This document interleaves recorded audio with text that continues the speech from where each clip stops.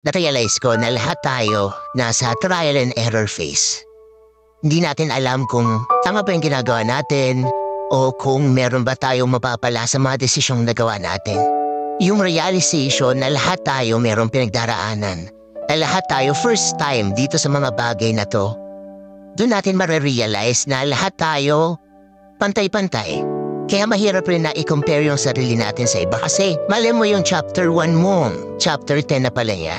Marami tayong hindi alam sa ibang tao at marami rin silang hindi alam tungkol sa atin. Kaya kung darating yung pagkakataon na bako-compare natin yung sarili natin sa kanila, yun yung kailangan natin iwasan. Mahirap pero kailangan eh. Kaya nga lagi nila sinasabi, compare mo yung sarili mo sa dating ikaw.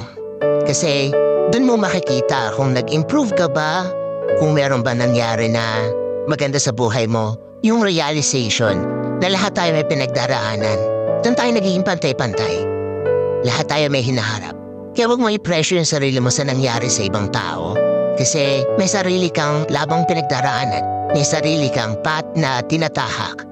At meron kang patutunguhan na ikaw lang talaga yung kailangan magdesisyon para puntahan yon, para makamit yon.